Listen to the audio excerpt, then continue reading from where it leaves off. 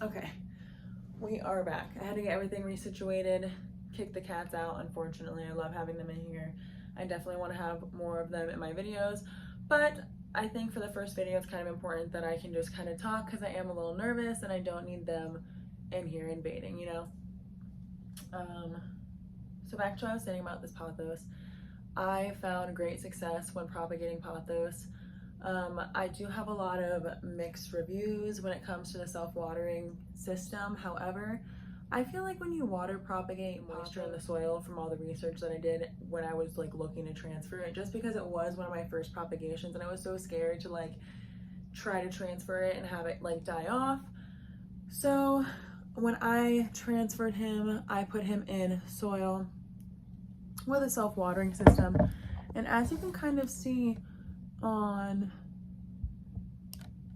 let me find one, on, I don't know, can you see that right here?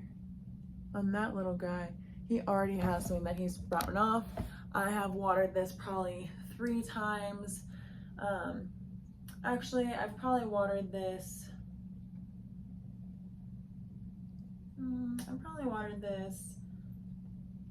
yeah, like 3 times.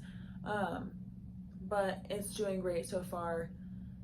I really love the pothos. I have come a long way with pothos in my journey personally.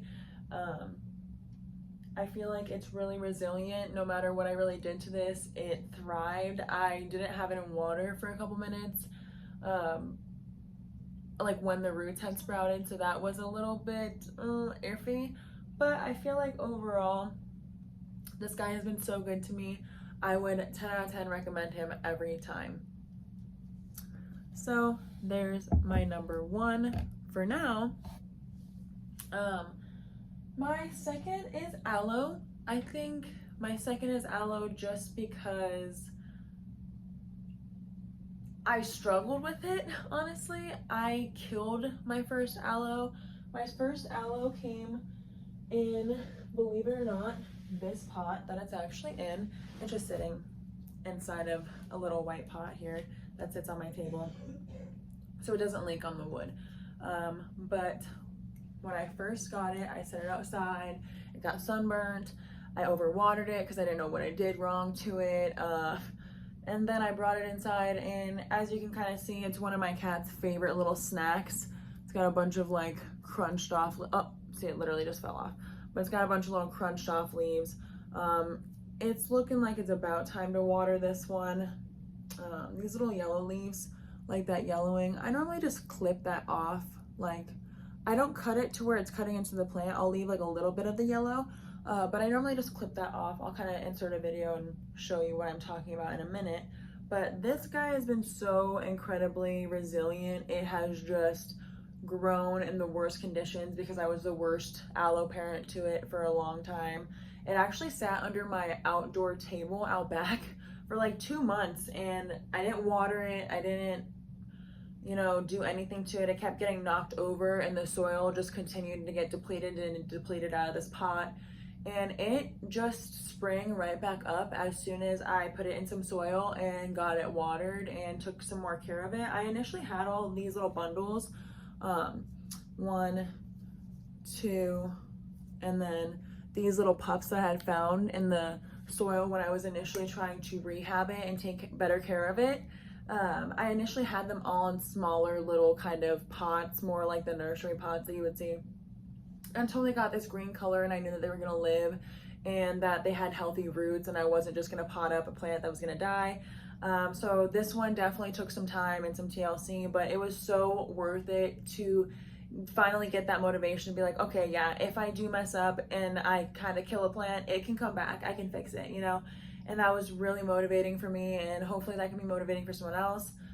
Aloe, I would definitely say, is a top competitor with my pothos, just because it was so successfully brought back. As long as you literally just do the bare necessities to it, you look for, you know, those kind of flimsy leaves. This guy, like I was saying, it could probably be watered. You can see this leaf is like really flimsy.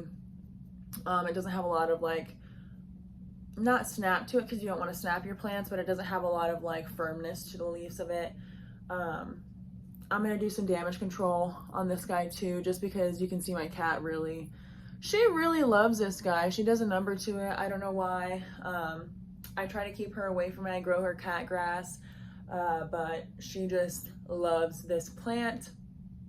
And actually, I had another portion of this plant that I chose to put in a self-watering system, and it is just doing beautifully.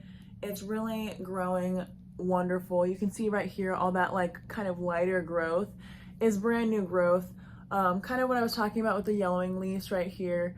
I just kind of snipped those off right about there, I would say, to where there's still like a little bit left on there, so you're not creating a new wound for the plant, but just kind of getting that, you know, less aesthetically pleasing part of your plant gone. Super proud of this. I know that the self-watering container is super controversial. I have found that I really love it, honestly, as long as you're not doing it too much. Like, it's easy to see that this is empty, right? And then your first instinct is to like want to put water in there, but you have to try to make your first instinct looking at your plant, listening to your plant, instead of just kind of going with what you feel because you're kind of panicked. That's what I did for a long time. That's how I ended up overwatering this and this initially before it was like nursed back to health. But I like it personally. I'm not gonna water this guy just yet, just because I don't really feel like these guys are nearly as flexible like as the other one. You can kind of see that these ones are not as flimsy and falling over the same kind of way that like this guy is. This guy is just sad, kind of needs some water. This guy is also limp. You can kind of see a little bit of wrinkling. I still don't want to water it yet, honestly.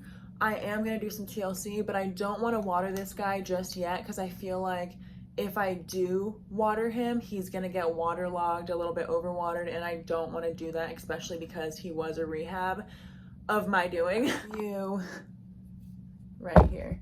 And that one's a little sad, but it's fine. I'm going to scoot over.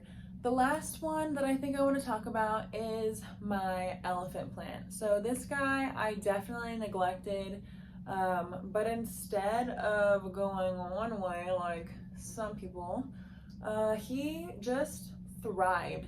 I don't know if you can see this on the camera or not, but like this is kind of a green growth right here. This is some more green growth. It doesn't have that dark kind of like stocky color. That's because that is brand new growth. I literally had this in a solo cup and it was just hanging in my window for maybe 2 months. I watered it once every other week if I remembered, and it really just did awesome.